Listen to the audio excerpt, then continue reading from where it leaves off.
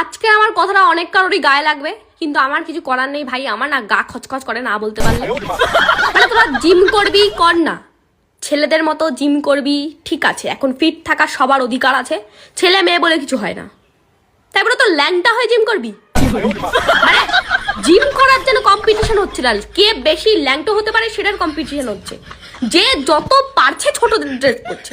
আমি জানি ভাই যে জিম করলে, আমি করি না হয়তো, কিন্তু জিম করলে কমফোর্টেবল ড্রেস পরে করতে হয় ঠিক আছে, কিন্তু কমফোর্টেবল তো অনেক কিছুই আছে, অনেক কিছু আছে। মানে কিছু কিছু মেয়েদের দেখেছি জিমের কোনো কিছুই নেই, অনেক দিন ধরে জিম করছে, কিছু হয়ও নি, কিছুই নেই জীবনে, কিছু হচ্ছেও না, না ফিট হতে পারছে না, সেই মোটা ধামড়াই রয়ে গেছে, না তো রোগাই রয়ে গেছে। কিন্তু ভাই ড্রেসিং সেন্স কি, লিপস্টিক পরে চুল বেঁধে মেকআপ করে জিমে যাচ্ছি, শুধু তাই না মেকআপ অবধি ছিল।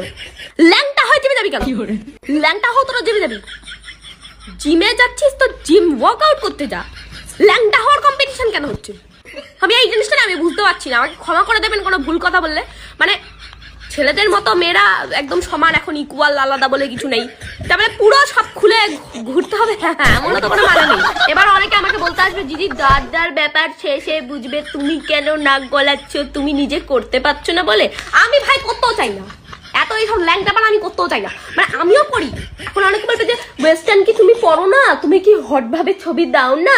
আরে ভাই হ্যাঁ, ছোট হাতের জামা কাপড় আমিও পরি, তারপরে ওরকম পুরো ইয়ে করে আমি পরি না।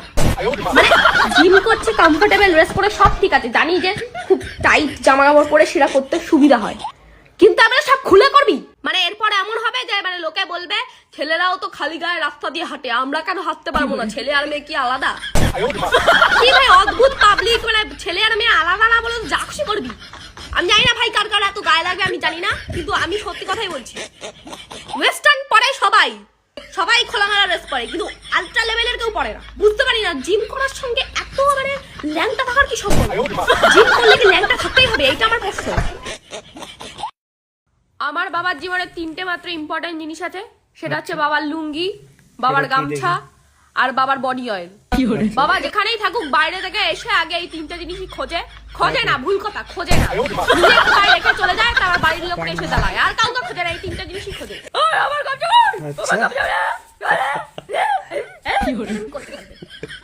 কেন আমরা কি কুকুর ছাগল? তুমি গামছা পাচ্ছ না, তুমি লুঙ্গি পাচ্ছ না, বুঝতে পারছি। আস্তে করে জিজ্ঞেস করলে কি হয়? তুমি তো ভদ্রভাবে এসে জিজ্ঞেস করতে পারো যে এই আমার লুঙ্গি দেখেছিস? না, ওরম ভাবে জিজ্ঞেস করলাম না, ওই মাথা দিয়ে ঘা ঘা ঘা করে চিল্লাতে হবে যাতে পুরো পাড়ার লোক শুনতে পায় ওনার গামছা ওরা একটু উনি ওনার মানে সম্মান হারিয়ে ফেলেছে, এমন করে চিল্লাবে। আর এই পৃথিবীতে আমার বাবার কোনোদিনও কোনো দোষ হয় না।